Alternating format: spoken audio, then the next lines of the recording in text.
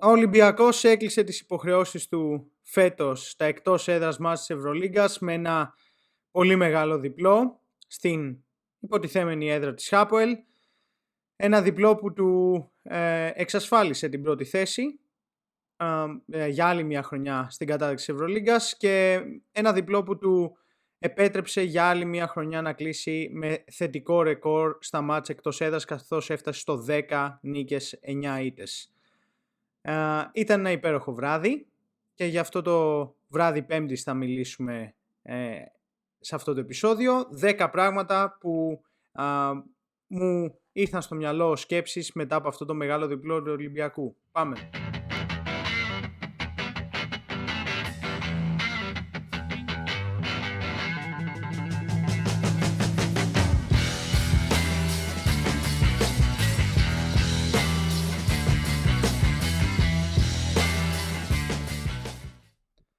Σώτος, OnlyFans Podcast, πάμε like και εγγραφή στο κανάλι. Ήτανε πραγματικά, όπως είπα, ένα υπέροχο βράδυ Πέμπτης, από το οποίο ακόμα δεν έχω συνέλθει, ακόμα είμαι σε πολύ καλή διάθεση. Μπορεί να έχουν βοηθήσει και 3 γκίνες που ήπια πριν γυρίσω το επεισόδιο, οπότε κατανόηση ζητώ για οποιοδήποτε σαρδάμ ή για κάτι που θα μπερδέψω. Ήτανε ωραίο το αποτέλεσμα του Ολυμπιακού, πολύ ωραίο μάτς και ήταν ωραία και άλλα αποτελέσματα στην Ευρωλίγκα τριγύρω την ίδια μέρα. Οπότε πήραμε νομίζω όλη χαρά και εσείς και κρίμα που το χάσαμε σε live γιατί θα περνούσαμε πολύ ωραία, αλλά δυστυχώς είχα δουλειά. Δεν πειράζει, δεν πήγε άσχημα και χωρίς το live. Νομίζω ο καθένας από όπου με όποια παρέα και να το είδατε, νομίζω περάσατε τέλεια. Ήταν ένα μάτσο όμως που πιστεύω πολλοί από εσάς και θα πρέπει να το παραδεχτείτε. Εκεί στην αρχή που ήταν το σκορ 14-2 και ο Ολυμπιακός φαινόταν να είναι αλλού για αλλού και η Χάποελ έκανε το κουμάντο της στο παρκέ, κάποιοι από εσάς θα πιστέψατε ότι ο Ολυμπιακός εδώ το παρατάει το μάτς, εντάξει, δεν θα κατέβει ουσιαστικά, λείπει και ο Φουρνιέ και πάμε να τσιμπήσουμε καμιά δεύτερη θέση για να αποφύγουμε την πρώτη κτλ. Πολλοί θα το σκεφτήκατε και νομίζω και εμένα μου πέρασε για πολύ λίγο στο μυαλό, αλλά μετά θυμήθηκα ότι αυτή η ομάδα δεν διαλέγει αντιπάλους, δεν φοβάται πρώτες θέσεις, δεν φοβάται κατάρες, δεν φοβάται τέτοια πράγματα.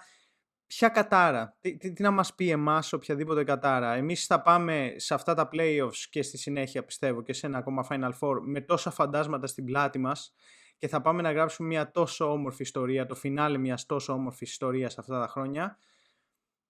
Ποια κατάρα της πρώτης θέσης να μας πει οτιδήποτε και να φοβηθούμε τόσο έτσι ώστε να χάνουμε επίτηδες μάτς. Δεν υπήρχε ποτέ αυτό το σενάριο για τον Ολυμπιακό του Μπαρτζόκα και δεν επιβεβαιώθηκε στο τέλος. Λοιπόν, έχουμε 10 σκέψεις να μοιραστούμε. Φύγαμε. Η πρώτη σκέψη που θα ήθελα να μοιραστώ αφορά τα εκτός έδρας μάτς. Όπως είπα στην εισαγωγή, ο Ολυμπιακός, όπως ξέρετε, έκανε ένα ακόμα διπλό και έφτασε τα 10 διπλά φέτος. Έχει ρεκόρ 10-9 εκτός έδρας. Θετικό ρεκόρ όπως και το εντός. Και είπα να κάνω μια αναδρομή γενικά στην επίδοσή μας στα εκτός έδρας μάτς. Από το 2016-2017 που πλέον όλοι είμαστε σε μία κατάταξη στην Ευρωλίγκα, πήγα πίσω για διάφορες ομάδες, κυρίως τις ομάδες που τα τελευταία 4 χρόνια έχουν τερματίσει την πρώτη τετράδα, να δω πώς το έχουν πάει και εκείνες στα εκτός έδρας μάτς. Ο Ολυμπιακός έχει κάνει κάτι μοναδικό για τα δικά του δεδομένα και για τα δεδομένα όλης της Ευρωλίγκας. Τις τελευταίες 4 σεζόν, στις 3 από αυτές έχει 10 συν νίκες εκτός έδρας. Βέβαια αυτό έχει αλλάξει λίγο με τις ομάδες να γίνονται πολύ περισσότερες στην Ευρωλίγκα σχέση με τα χρόνια τα προηγούμενα, αλλά άλλες ομάδες δεν το έχουν κάνει αυτό, που είναι τα ίδια χρόνια με τον Ολυμπιακό στην Ευρωλίγκα. 3 στις 4 τελευταίες σεζόν λοιπόν έχουμε 10 συν έχουμε διψήφιες νίκες εκτός έδρας. Η μόνη ομάδα που το έχει κάνει αυτό. Επίσης έχουμε κλείσει 4 σερί σεζόν με θετικό ρεκόρ στα εκτός έδρας μάτς. Κάτι επίσης πάρα πολύ σπάνιο. Δεν το έχει κάνει άλλη ομάδα αυτό. Και για τα δεδομένα του Ολυμπιακού από το 2016-2017 Έχουμε αυτές τις 4 φορές με θετικό ρεκόρ εκτός έδρας αυτά τα 4 τελευταία χρόνια, αλλά τα προηγούμενα, αν βάλεις και τα προηγούμενα 4 μέσα, δηλαδή 8 συνολικά σεζόν, μόλις, τα προηγούμενα 6, άρα 10 συνολικά σεζόν, μόλις τις 2 από τις πρώτες 6 σεζόν είχαμε θετικό ρεκόρ εκτός έδρας. Είχαμε 9 νίκες και 8 ήττες το 2020-2021, μια πολύ ιδιαίτερη σεζόν γιατί είχαμε θετικό ρεκόρ εκτός έδρας, αλλά στα εντός είχαμε 7 νίκες 10 ήττες.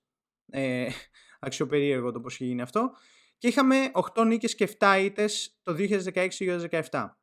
Μόλις 2 από τις πρώτες 6 σεζόν είχαμε θετικό ρεκόρ εκτός έδρας και μετά έχουμε γράψει 4 σερί με θετικό ρεκόρ στα εκτός έδρας. Ο Ολυμπιακός αυτά τα 4 τελευταία χρόνια είναι με διαφορά η καλύτερη ομάδα σε απόδοση στα εκτός έδρας μάτς, κρίνοντας και με άλλες ομάδες διεκδικήτριες και ομάδες που έχουν τερματίσει ψηλά στην Ευρωλίγκα αυτά τα χρόνια. Αν δούμε πώς τα έχουν πάει, ο Ολυμπιακός έχει τα 4 τελευταία χρόνια 40 νίκες εκτός έδρας και 30 ήττες.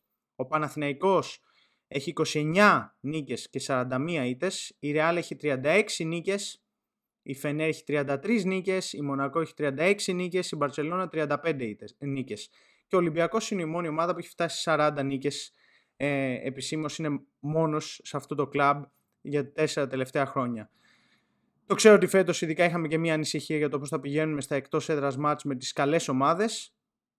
Γενικά τα τελευταία χρόνια δείχνει η ομάδα μια μόνιμη σταθερότητα στην απόδοση στα εκτός έδρας μάτς, ένα χαρακτηριστικό κλασικά ποιοτικής ομάδας που μπορεί να ανταπεξέλθει και σε δύσκολες συνθήκες.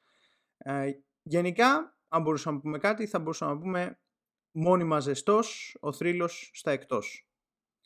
Δεύτερη σκέψη που δεν μπορεί να πάει παρακάτω είναι για την επιστροφή του Μουστάφα Φαλ στις αγωνιστικές υποχρεώσεις του Ολυμπιακού. Τον περιμέναμε για λίγα σκόρπια λεπτά στο μάτς με τη Βιλερμπάν, αλλά ο Ολυμπιακός, ο προπονητής του δεν επέλεξε να τον βάλει σε εκείνο το παιχνίδι με την τελευταία της κατάταξης. Και εκείνο το μάτς κρινόταν προς το τέλος, δεν είχε ξεφύγει ο Ολυμπιακός. Πιστεύαμε ότι αν είχε ανοίξει το σκορ θα μπορούσε να είχε βάλει το φάλ προς το τέλος. Δεν έγινε αυτό, το έκανε από το πρώτο ημίχρονο και στο τέλος απέναντι σε μια ομάδα η οποία είναι 3 νίκες μακριά του, εν δυνάμει 2 νίκες μακριά του στην κατάταξη, τη Χάποελ, που έχει και εκείνη βλέψεις για Final Four. Σε αυτό το παιχνίδι έπαιξε ο Φαλ και τι να πω, το ξέρω ότι πολλοί από εσάς και εγώ εν μέρη έχουμε συνδυάσει το Φαλ με τις περασμένες αποτυχίες στα Final Four και η σημείωση που κάνω πάντα, δεν είναι όλες οι χρονιές που πήγε ο Ολυμπιακός στα τελευταία χρόνια αποτυχία το ότι έχασε το Final Four, είναι επιτυχία ότι κατάφερε να φτάσει, όπως ας πούμε το 24-25, το 23-24 με συγχωρείτε, την υπέροχη χρονιά Μπρασδέικης Σίγμα. Εκεί ήταν υπέρβαστο ότι φτάσαμε, οπότε δεν θα το θεωρήσω εγώ ποτέ αποτυχία ότι χάσαμε στο Final Four. Το ξέρω ότι πολλοί τον έχετε συνδυάσει με αυτό και με ότι στα Final Four η απόδοσή του, κυρίως κοιτώντας τα στατιστικά, δεν ήταν ιδανική, για να είμαι επίοικης. Το ξέρω. Και κάποιοι από εσάς θα θέλατε να μην παίξει καθόλου φέτος ρόλο ο Φαλ στο rotation του Ολυμπιακού. Αλλά εγώ που μοιραζόμουν αυτήν την άποψη και ακόμα έχω την άποψη ότι όσο ανέλπιστα καλός και να φάνηκε ο Φαλ σε αυτά τα λεπτά που πήρε τώρα, γιατί φάνηκε σαν να μην έλειπε μια μέρα το παιδί και μπράβο του και χαίρομαι πάρα πολύ γι' αυτό, ακόμα έχω την άποψη ότι ο Ολυμπιακός πρέπει να πάει στα playoffs και στο Final Four με την διάδα Μιλουτίνοφ Ταϊρίκ και να βασιστεί σε αυτούς τους παίκτες και να μην θολώσει περισσότερο τα νερά. Πέρα από αυτό όμως δεν μπορώ να μην συγκινηθώ λιγάκι, να μην αναγνωρίσω το πόσο όμορφο είναι για αυτόν τον αθλητή, με αυτό το σκαρί, με αυτό το σώμα, να καταστρέφει το πόδι του πριν από 10 μήνες και τώρα να επιστρέφει και να είναι σε αυτή την κατάσταση, να φαίνεται τόσο καλά. Υπήρχε και μια φάση που σοριάστηκε στο παρκέ και έλεγα «Ωχ Θεέ μου, έπεσε ο Μους, άντε σηκώστε τον τώρα». Δεν υπήρχε καμία ανησυχία, πετάχτηκε πάνω σαν ελαττήριο και άρχισε να τρέχει, να γυρίσει στην άμυνα. Μόνο χαρά μου δίνει αυτό. Δεν θα μας κοστίσει τίποτα το να είναι ο Φαλ το τρίτο ή το τέταρτο τεσάρι του Ολυμπιακού. Και για όσους από εσάς ανησυχείτε πάρα πολύ για την παρουσία του foul στο rotation, θα σας έλεγα να το δείτε match με match. Μην κάθεστε να μελαγχολείτε ή να στεναχωριέστε από τώρα για το πόσο θα περιπλέξει τα πράγματα ο foul ή ότι αν θα παίξει στο Final Four δεν θα τα πάει καλά. Δείτε το match με match. Χαρείτε για το παιδί που κατάφερε να επιστρέψει. Χαρείτε για παίκτες όπως ο Peters, που πραγματικά ο άνθρωπος έχασε πολλά λεφτά στο επόμενό του συμβόλαιο με την απουσία του Fall, γιατί είδαμε ότι με την επιστροφή του Fall αμέσως η δημιουργία από το post πόσο ωφέλησε τον παίκτη, έναν παίκτη όπως ο Peters που δεν είναι αυτόφωτος, που χρειάζεται τη δημιουργία από άλλους συμπαίκτες του, η δημιουργία από το πεντάρι προς το τεσάρι. Είδατε πόσες φορές δούλεψε σε αυτό το παιχνίδι. Έκανε φοβερό μάτς ο Peters και το momentum που είχε για να κλείσει και το μάτς ήρθε από την παρουσία του Fall. Είναι φοβερή η επιστροφή. Δεν είπα πριν, να πω τώρα και κακώς, καλή Ανάσταση σε όλους. Να χαρείτε αυτές τις μέρες με τις οικογένειές σας. Είχαμε και μία μοναδική Ανάσταση μπασκετική στον Ολυμπιακό, τον Fall να επιστρέφει και να ρίχνει τα μπλοκ του, να κάνει τις γνωστές πάσες του από το post και να μοιράζει assist. Είναι μόνο θετικό αυτό το γεγονός. Πάμε για άλλη ρήμα. Δεν το χωρά ο νους, σαν να μην έλειψε μέρα όμως. Μια άλλη σκέψη που δεν τη μοιράζεστε πολύ και δεν σας ενδιαφέρει και το καταλαβαίνω και τα έχουμε πει και στα προηγούμενα live. Πολλοί από εσάς δεν ενδιαφέρεστε. Εμένα με ενδιαφέρει, σας το έχω δηλώσει. Με ενδιαφέρει παίκτης του Ολυμπιακού να πάρει το βραβείο του πρώτου σκόρερ, του Μεγάλου Αλφόνσο. Και το παρακολουθούμε στα προηγούμενα μάτς που είχαμε live. Συνέχεια να δούμε το τελικό σκορ του Σάσα σχέση με τους ανταγωνιστές του, τον Ναν και τον Χίφι, και σε αυτό το υπέροχο μπασκετικό βράδυ για τον Ολυμπιακό ο Σάσα έκανε μάτς που στο ημίχρονο ήταν 0 και τελικά έκλεισε με 10 πόντους ευτυχώς, και παρά το γεγονός ότι έγραψε 10 πόντους, σχεδόν 10 κάτω, τους μισούς από το μέσο όρο του, και πάλι κράτησε το προβάδισμα για αυτό το βραβείο, καθώς ο Ναν είχε ακόμα χειρότερο βράδυ με 8 πόντους, ο Χίβι έβαλε 12, και πλέον ο Σάσα είναι μία ανάσα από το να κατακτήσει αυτό το βραβείο. Θα πρέπει να γίνουν πολύ άσχημα πράγματα στο τελευταίο παιχνίδι που έχουμε εντός με την Αρμάνι και ο Σάσα να είναι αόρατος και οι άλλοι να σκοράρουν πάρα πολύ για να το φτάσουν. Δεν τα κατάφερε πέρσι ο Σάσα. Εμένα με ενδιαφέρει, και αν νομίζω ότι δεν ενδιαφέρει αυτό το βραβείο τον ίδιο το Σάσα, νομίζω ότι κάνετε λάθος. Και αν νομίζετε ότι και οι συμπαίκτες του Σάσα δεν ξέρουν ότι αυτό το βραβείο είναι πολύ κοντά στα χέρια του Σάσα, όπως φάνηκε ας πούμε και από μια απλή φάση όπου ο Παπα-Νικολάου βγαίνει μόνος του σε ευνηδιασμό, έχει το καλάθι όλο δικό του και γυρνάει και βλέπει τον Σάσα που έρχεται ως τρέιλερ και εννοείται του αφήνει την μπάσα για να πάρει αυτούς τους 2 πόντους, και οι συμπαίκτες του Σάσα το ξέρουν και ο ίδιος ο Σάσα το ξέρει. Παρακολουθήστε στο τρίτο δεκάλεπτο που ο Σάσα μετά το άσφαιρο πρώτο ημίχρονο βάζει καλάθια, με τι πάθος τα πανηγυρίζει, και δεν είναι μόνο επειδή έκανε το comeback Ολυμπιακός και άρχισε να εδραιώνεται στο παιχνίδι μετά την κακή πρώτη περίοδο, είναι επειδή και ο ίδιος έβρισκε σκορ και μετρούσε κάτι παραπάνω και για τον ίδιο. Δεν λέω ότι ο Σάσα κοιτάει μόνο τον εαυτό του, καθόλου. Υπήρχε και μια assist που έβγαλε στον Παπα-Νικολάου, δείχνοντας ότι δεν κοιτάει μόνο τα δικά του στατιστικά, και εκεί μπήκε το τρίποντο και ο Σάσα το πανηγύρισε όσο πανηγύρισε δικό του καλάθι, αλλά φυσικά είναι σημαντικό και γι' αυτό να πάρει αυτό το βραβείο, γιατί για μένα θα πάρει και το βραβείο του MVP. Εμένα με ενδιαφέρει, μπορεί εσάς να μην σας ενδιαφέρει, αλλά ο Σάσα είναι εδώ, ο Σάσα είναι ο πιο αποτελεσματικός σκόρερ στην Ευρωλίγκα με τεράστια διαφορά.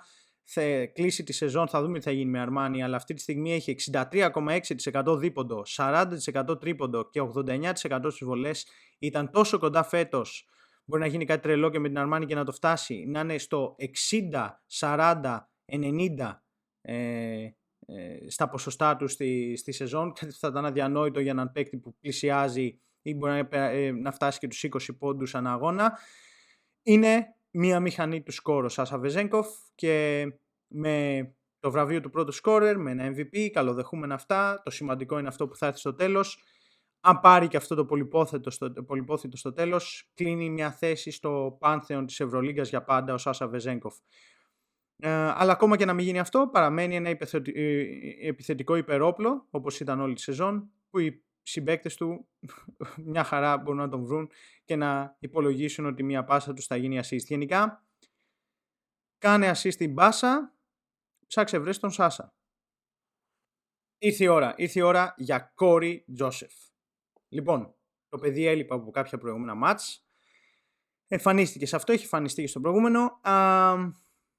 Λοιπόν, ξέρετε όσοι είστε παρόντες στα live, έχουμε κάνει πλάκα με το νησί Μόντε Μόρις, όπου υπήρχαν λίγοι κάτοικοι και ήμουνα και εγώ ένας από αυτούς τους κατοίκους εκεί, που δεν είχαμε ρεύμα, δεν είχαμε νερό, ήταν τριτοκοσμική κατάσταση στο νησί Μόρις, δεν ήταν καλή κατάσταση. Σας είπα από το προηγούμενο live, από το προηγούμενο παιχνίδι με τη Real, ότι πλέον έχουμε εγκαταλείψει όλοι οι κάτοικοι το νησί, ότι όλοι φύγαμε με σχεδίες και έχουμε αποδράσει και ψάξαμε να βρούμε αλλού στέγη, και πολλοί από εμάς καταλήξαμε σε ένα ορεινό χωριό, το χωριό Τζόσεφ, το οποίο σιγά σιγά γίνεται θέρετρο και μάλιστα είναι για bon vivere αυτό το ορεινό χωριό. Έχει και ωραίες ταβέρνες, αφάσει μια προβατίνα, ξέρετε, Τζόσεφ τώρα, μιλάμε για πράγματα έτσι, για άρχοντες και για ανθρώπους που τους αρέσει η καλή ζωή, κάτι που να αρμόζει στον Τζόσεφ. Ήδη τα οικόπεδα, η αξία τους σε αυτό το χωριό έχει ανέβει αξία. Οι τελευταίοι που μπορείτε, όσο μπορείτε, πηγαίνετε και επενδύστε σε αυτό, θα ανέβει ακόμα περισσότερο η αξία, γιατί η άποψή μου είναι, και νομίζω ότι φαίνεται, ότι το καρουσέλ το οποίο κορόιδευα για τον άσο του Ολυμπιακού πίσω από το Walkup, ότι είχαμε ένα καρουσέλ και αλλάζαμε Νιλικίνα, Μόρις, Τζόσεφ μέχρι να μας κάτσει κάπου, να κάτσει κάπου η μπίλια. Νομίζω το καρουσέλ αυτό κλείνει και το χωριό Τζόσεφ όλο και ανεβαίνει και γίνεται trendy και θα γίνονται όλο και πιο δημοφιλές. Ο Κόρι Τζόσεφ είναι ο δεύτερος άσος του Ολυμπιακού, είναι ο άσος του Ολυμπιακού που πρέπει να πάρει τον πρώτο λόγο και στα playoffs και στο Final Four για να ξεκινάει πίσω από το Walkup ως δεύτερη επιλογή και να κλείνει τα περισσότερα παιχνίδια, όπως έκανε και με τη Hapoel. Και δεν είναι μόνο οι 10 πόντι που βάλε σε αυτό το παιχνίδι, δεν είναι οι 3 assist για 0 λάθη, δεν είναι το συν 10 που έγραψε το συν πλήν, είναι η καλύτερη ένδειξη για μένα τα 4 κερδισμένα φάουλ που είχε σε αυτό το παιχνίδι. Είδαμε επιτέλους έναν άσο στον Ολυμπιακό να παίζει με επιθετικό θάρρος, να κάνει drive, να προσπαθεί να εκμεταλλεύεται πλεονεκτήματα και να παίρνει έτσι φάουλ. Το έκανε 2-3 φορές αυτό το παιχνίδι, να μην φοβάται να σουτάρει. Κάποια δεν μπήκαν, δεν έχει σημασία. Η σημασία έχει η θέληση, η βούληση, η έλλειψη φόβου για αυτό τον παίκτη. Και εντάξει, εγώ ήμουν έτοιμος να αγοράσω όλο τον κεντρικό δρόμο σε ακίνητα εκεί στο ορεινό χωριό Κόρι Τζόσεφ, αλλά εκεί στην τέταρτη περίοδο είχαμε και ένα airball, οπότε κάλεσα τον ατζέντη μου και είπα να μαζέψουμε λίγο την επένδυση, να μην τρελαθούμε και πολύ. Δεν βγάζουν μάτια οι άσοι του Ολυμπιακού πίσω από το Walkup, πολύ περισσότερο ο ίδιος ο Walkup, αλλά νομίζω ότι είναι ξεκάθαρο πλέον ότι ο Τζόσεφ πρέπει να είναι η πρώτη μας επιλογή και να μείνουν πιο πίσω ο Frank the Tank και ο Μόντε Μόρις. Και υπήρχε αυτό το ερώτημα εδώ και καιρό, η αλήθεια είναι, μεταξύ μας, για το ποιος θα έχει το προβάδισμα στον άσο δίπλα στο Walkup. Νομίζω ότι είχε απαντηθεί αυτό το ερώτημα. Είναι ο παίκτης ο πρωταθλητής NBA με 87 μάτς στα playoffs του NBA, με μεγάλη εμπειρία, με ο παίκτης που στο τέλος του παιχνιδιού ήταν στο αυτί του ο Τούρο εκεί και του μίλαγε για να χάσει τις βολές και φαινόταν τελείως ψημένος για αυτό που γινόταν στο παρκέ. Χρήσιμη μπορεί να είναι από εδώ και πέρα και ο Μόρις και ο Νιλικίνα, αλλά ως παίκτες βάθους. Ο Κόρι νομίζω ότι έχει κερδίσει τη θέση του. Δεύτερος άσος, end of story, η απάντηση είναι ο Κόρι. Δεν χρειάζεται να πω πολλά για τον επόμενο παίκτη, για την επόμενη σκέψη μου. Donta Hall, Τι να πω, να πούμε για την ανατροπή του σκορ στην πρώτη περίοδο με τον που μπήκε στο παρκέ και ο Ολυμπιακός άλλαξε την άμυνά του στο pick and roll της Hapoel, με τον Hall να μένει πιο ψηλά στο screen και να έχει τη δυνατότητα να επιστρέψει στο καλάθι για να παίξει άμυνα και να αλλάξει πόσα shoot, και η παρουσία του να παίξει τόσο σημαντικό ρόλο στην άμυνα αλλά και στην επίθεση, ότι ήταν ένας από τους βασικούς λόγους για τους οποίους γράψαμε 15-0 σερί από τη στιγμή που μπήκε, για την όρεξή του άσχετα με τη θέση του στο rotation όλο αυτό το διάστημα, για τον επαγγελματισμό του, τι να πεις, για τα άπειρα highlights που δίνουν momentum και ψυχολογία σε όλη την ομάδα, όπως την φοβερή assist του Ward που και επίσης ήταν μεγάλος παράγοντας για την ανατροπή του σκορ στο πρώτο ημίχρονο, την assist του alley-oop που βγάζει ο Ward στον Hall, το φοβερό after time out play στο τέλος του ημιχρόνου όπου αποδέκτης ήταν ο Hall, ο οποίος είχε τις αθλητικές ικανότητες να ολοκληρώσει μια τέτοια φάση, και ένα πολύ ωραίο play που έβγαλε το προπονητικό επιτελείο μετά το time out. Όλοι αξίζουν συγχαρητήρια, αλλά κυρίως ο πασέρ και ο εκτελεστής Hall. Είχα κάνει εκείνο το βίντεο το καλοκαίρι που ο τίτλος ήταν ότι ο Ντόντα Hall λύνει προβλήματα αλλά προκαλεί και ερωτήματα, και αμφισβητούσα το πόσο μπορεί να ανταπεξέλθει ως δεύτερο πεντάρι και αν υπάρχει στο πλάνο και κάποιο άλλο πεντάρι να έρθει στον Ολυμπιακό.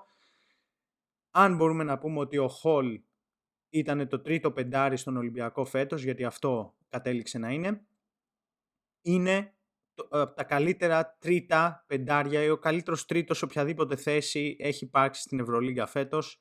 Ένα διαμάντι μόνο και μόνο για το τι δίνει στο παρκέ κάθε φορά που κλείνεται να πατήσει στο παρκέ, και ότι ποτέ δεν έσκυψε το κεφάλι που ήρθε ο Tyreek Jones να τον καπελώσει, και η χαρά που δίνει με όλα αυτά τα plays και τα highlights που βλέπουμε σε κάθε παιχνίδι που παίζει ο Hall. Έχω και άλλη ρήμα και άλλες μετά, αν αμήνατε θα παγώσετε πολύ, για Hall, τσιγάρο, αλκοόλ και highlights Donta Hall. Σκέψη νούμερο 6, κάνει και ρήμα, το offensive rating του Ολυμπιακού και το τι μας έχει δώσει επιθετικά ο Ολυμπιακός και φέτος.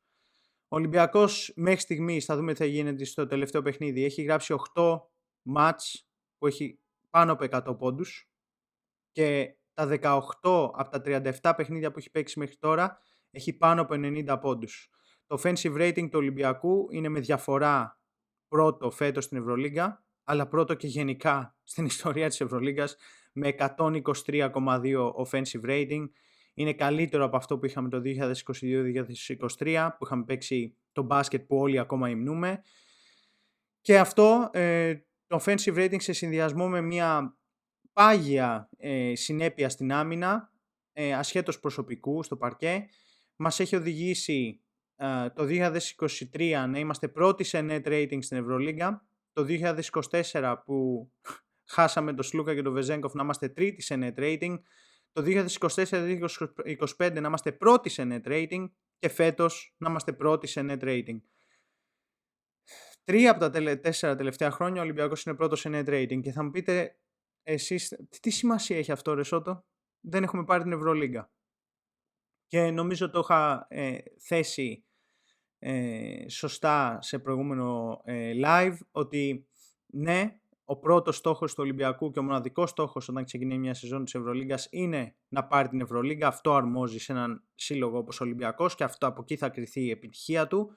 Όλοι συμφωνούμε σε αυτό, αλλά παράλληλα έχουμε από τον Οκτώβριο μέχρι τον Απρίλιο ένα μεγάλο ταξίδι στο οποίο παρακολουθούμε τον Ολυμπιακό, και ο Ολυμπιακός όλα αυτά τα χρόνια μας έχει επιτρέψει να περνάμε πολύ καλά, να βλέπουμε μάτς με φοβερά σκορ, με φοβερό μπάσκετ, και να φεύγουμε από πολλά παιχνίδια για να είμαστε γεμάτοι από αυτό που έχουμε δει. Για τις 2 ώρες που θα ασχοληθούμε με αυτό το πράγμα που λέγεται μπάσκετ και Ολυμπιακός, να είμαστε γεμάτοι και ευχαριστημένοι και να μην είναι μαρτύριο όλη αυτή η σεζόν. Και αυτό δεν πρέπει να υποτιμάμε τι αξία έχει. Υπάρχουν και κάποιοι φίλοι του Ολυμπιακού εκεί έξω που λένε ότι έχουν βαρεθεί το μπάσκετ του Ολυμπιακού, ότι δεν αντέχουν άλλο τα hand-offs και τη motion κτλ. Έχουν βαρεθεί να έχει ο Ολυμπιακός συνέχεια offensive rating στο ταβάνι, να βάζει εκατοστάρες και 90 και να βλέπουμε παιχταράδες να κάνουν μυθικά πράγματα. Αυτό έχουν βαρεθεί στην κανονική περίοδο επειδή δεν έχουμε πάρει μια Ευρωλίγκα. Όντως υπάρχουν άνθρωποι που το λένε αυτό, ζουν ανάμεσά μας. Και πάμε για άλλη μια ρήμα. Τελευταία, το υπόσχομαι. Μάλλον δεν έχουμε κατάλληλα εκτιμήσει σε θέαμα και σκορ τι έχουμε ζήσει. 7η σκέψη και πρέπει να μπει σε αυτό το countdown ο συγκεκριμένος. Tyler Dorsey. Παναγία μου. Τι κάνει αυτό το παλικάρι φέτος? Τι έκανε αυτή την εβδομάδα? Τι αριστούργημα συνέθεσε? Μετά τον Τζακωμό με τον Μπαρτζόκα, όπου είχαν εκείνο την διαφωνία, θα έλεγε κανείς, στον πάγκο που ο Τάιλερ βγήκε από το παιχνίδι. Ο Τάιλερ ξεκάθαρα ξενέρωσε και με τον προπονητή και με την ομάδα. Τον χάσαμε τον παίκτη. Άρε Μπαρτζόκα, τι κάνεις με σχέση σου με τους παίκτες? Δεν μπορείς να τους διαχειριστείς. Και μετά από αυτό το τραγικό συμβάν με τον Tyler Dorsey, ο Tyler Dorsey έβαλε 60 πόντους στην ίδια εβδομάδα. 60 πόντους σε 2 μάτς. Δεν το έχει ξανακάνει ποτέ αυτό στην καριέρα του Tyler Dorsey και δεν το έχουν κάνει πολύ γενικά στην Ευρωλίγκα να φτάσουν 60 πόντους σε μία διαβόλου εβδομάδα. Κάτι που δεν έχει κάνει, ας πούμε, ο καλύτερος σκόρ της Ευρωλίγκας, ο Kendrick Nunn, δεν το έχει κάνει αυτό. Ο Dorsey είχε φτάσει μεταξύ και τους 50 πόντους σε 2 μάτς εκεί στα μέσα Νοέμβρη. Υπάρχει ένας ακόμα παίκτης που βρήκα στην Ευρωλίγκα που το έχει κάνει φέτος αυτό, το 60 πόντι σε 2 παιχνίδια, και είναι ο Carson Edwards. Αλλά η διαφορά είναι ότι σε σχέση με Tyler πήρε 3 περισσότερα σουτ ο Carson. Οπότε προβάδισμα Tyler. Ο Dorsey στα τελευταία 4 παιχνίδια του έχει μέσο όρο 24,25 πόντους. Έχει 4,5 τρίποντα ανά αγώνα. Έχει 18 στα 34 τρίποντα με 53% σουτάρει σε αυτά. Και στη σεζόν έχει πλέον, με αυτά το σερί του, έχει 40,1% στο τρίποντο. Και μπαίνει στο κλαμπ των καλύτερων volume shooters της Ευρωλίγκας, δηλαδή shooter που παίρνουν και πολλές προσπάθειες. Είναι στο κλαμπ των παικτών που έχουν πάνω από 2,7 εύστοχα τρίποντα ανά παιχνίδι και ποσοστό πάνω από 40%. Ποιοι είναι οι άλλοι? Ο TLC, ο Λουάου Κάμπαρο στην Μπασκόνια, ο Αρμόνι Μπρούξ και ο Σιλβέν Φρανσίσκο. Ο καλύτερος βέβαια σουτέρ της Ευρωλίγκας είναι ο Όπστ, ο οποίος είναι ο πρώτος στα εύστοχα τρίποντα στην Ευρωλίγκα με 2,9, αλλά ποσοστό 38%. Οπότε δεν είναι στο προηγούμενο κλαμπ. Αδιανόητη σεζόν καριέρας για τον Τάιλερ, ο οποίος διαλύει κάθε προσωπικό ρεκόρ του. Τάιλερ Ντόρσι, τα ρέστα του έχει δώσει. Τέλος οι κακές ρήμες, όντως, αυτή τη φορά. Νούμερο 8. Και είναι όχι τόσο μεγάλης εικόνας, αλλά ένα νούμερο που πραγματικά μου έκανε εντύπωση και ακόμα το σκέφτομαι και εννοείται ότι πήγα πίσω στα αρχεία να ψάξω πόσο ιδιαίτερο είναι. Σε αυτό το μάτσο ο Νίκολα Μιλουτίνοφ, ο οποίος ήταν πάρα πολύ καλός, πάρα πολύ θετικός και μ' άρεσε πάρα πολύ η αξιοποίησή του στο τρίτο δεκάλεπτο και το πόσο τον ταΐσαμε στο post και τι βγάλαμε από αυτή την αξιοποίηση του Μίλου στο post. Σε 15 λεπτά και 40 δευτερόλεπτα είχε 0 rebound. Είχε 0 rebound. Καλύτερος rebounder της Ευρωλίγκας. Σε 16 σχεδόν λεπτά. Και πήγα πίσω για να δω πόσο ιδιαίτερο είναι αυτό το στατιστικό. Συνολικά, στην καριέρα του, στην κανονική περίοδο της Ευρωλίγκας, ο Μιλουτίνοφ έχει κάνει 4 παιχνίδια μαζί με αυτό που έχει παίξει πάνω από 10 λεπτά και έχει έχει 0 rebound. Η τελευταία φορά που έπαιξε πάνω από 10 λεπτά σε παιχνίδι και είχε 0 rebound ήταν το 2017, Μάρτιος του 2017, όπου είχε σε 11 λεπτά 0 rebound.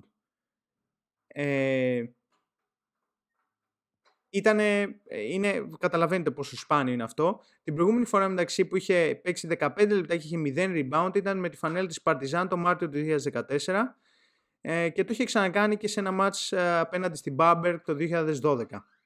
Οπότε σε περίπου 290 μάτς που έχει παίξει ο Μιλουτίνοφ στην Ευρωλίγκα έχει Τέσσερα μάτς όπου έπαιξε πάνω από 10 λεπτά και είχε 0 πόντους.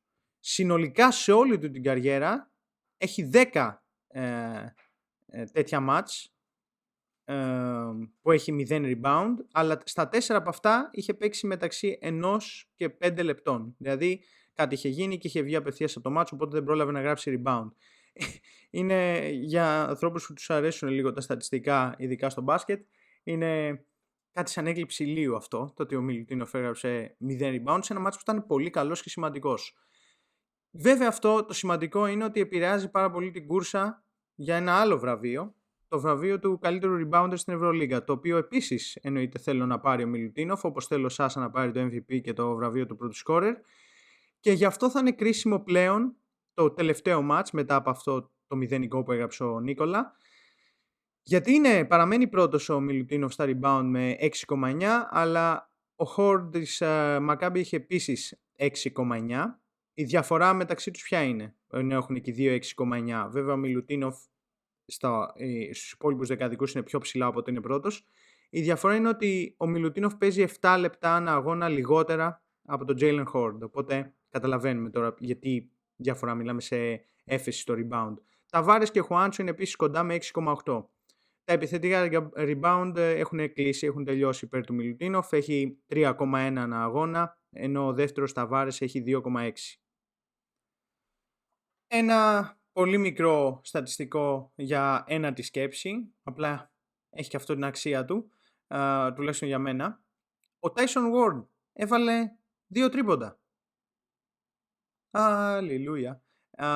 Είναι στη σεζόν γενικά το τρίτο παιχνίδι στο οποίο βάζει 2 τρίποντα. Δεν έχει κανένα μάτς με 3 τρίποντα.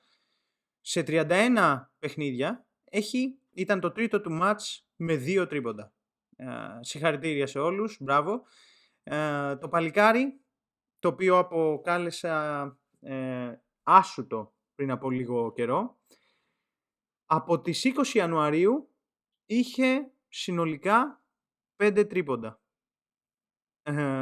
Τι να πω, μακάρι αυτά τα 2 τρίποντα να μην ήταν φλουκ, να μην ήταν αποτύχει και να μπούμε στα playoffs και ο Tyson εκεί που μετράει να τα βάλει τα ελεύθερα τρίποντα που θα πάρει, να έχει ρυθμό, να πάρει και περισσότερα. Να πω, μακάρι. Κλείνοντας αυτό το countdown των 10 σκέψεων, θα ήθελα να μοιραστώ και κάτι άλλο που πλέον κυκλοφορεί πάρα πολύ ως σκέψη στις τάξεις των οπαδών του Ολυμπιακού, απλά θέλω και τη δική σας άποψη στα σχόλια. Νομίζω ότι είναι ξεκάθαρο μετά τις καλές εμφανίσεις του Κόρι Τζόσεφ, μετά τις ελπιδοφόρες εμφανίσεις που είχε πρόσφατα ο Νιλικίνα, σημαντικότερο, μετά αυτή την επιστροφή του Μουστάφα Φαλ που φάνηκε στην κατάσταση στην οποία είδαμε με την Χάπολ, ο οποίος αυτή τη στιγμή στην ιεραρχία είναι το 4ο πεντάρι του Ολυμπιακού. Με δεδομένο ότι έχεις τον καλύτερο σουτέρ της Ευρωλίγκας και τον θεωρείς περιττό επειδή έχεις τον Σάσα Βεζένκοφ στο 4, ότι ο Σακ Μακίσικ και ένας πολύ χρήσιμος παίκτης είναι ο 10ος-11ος παίκτης σου. Νομίζω ότι αυτό είναι ξεκάθαρα το βαθύτερο ρόστερ της ιστορίας της ομάδας. Σίγουρα του λείπει στο top επίπεδο η μεγάλη ποιότητα κάποιων θρύλων που έχουν περάσει από την ομάδα, αλλά και σε εκείνες τις ομάδες όπου είχαμε πολύ ακριβά ρόστερ και είχαμε πολύ top heavy ομάδα, δηλαδή πολλούς καλούς παίκτες στην ιεραρχία ψηλά και μετά το επίπεδο έπεφτε και όλο έπεφτε προς τον 8ο, 9ο, 10ο παίκτη.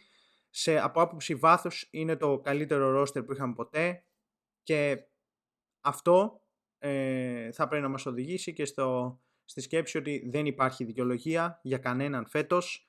Έχουμε όλα τα υλικά που χρειαζόμαστε και πρέπει να πιστέψουμε αυτή την ομάδα. Μας έχει δώσει κάθε λόγο. Δεν πρέπει να υπάρξει πάλι μια απογοήτευση. Μένει ένα σκαλί για όλους αυτούς, ένα σκαλί να ανέβουμε, ένα παράσημο ακόμα να κολλήσουμε και αυτή η εποχή του Μπαρτζόκα στον Ολυμπιακό, η δεύτερη θητεία, θα αναγνωρίζεται ως μία από τις πιο επιτυχημένες στην ιστορία. Πάμε, το έχουμε. Αυτά, δεν θα σας κουράσω άλλο. 10 σκέψεις μοιραστήκαμε, είπαμε διάφορα για αυτό το παιχνίδι, διάφορα για τον Ολυμπιακό γενικά μέσα στη σεζόν. Εδώ θα είμαστε, αρχίζουν τα σημαντικά, έρχονται σιγά σιγά τα playoffs, θα έχουμε γεμάτο πρόγραμμα, θα έχουμε καλεσμένους, θα κάνουμε επεισόδιο για την γνωστή κατάρα της πρώτης θέσης, γιατί από ό,τι φαίνεται έχουμε και αυτή να διαχειριστούμε φέτος, πάλι, όπως και πέρσι. Θα αναλύσουμε τον αντίπαλό μας όταν προκύψει. Έχουμε πολλά μπροστά. Παρέα, μαζί, πάμε μέχρι το φινάλε και όπου βγει και πάλι φέτος με τον Ολυμπιακό. Shout us out.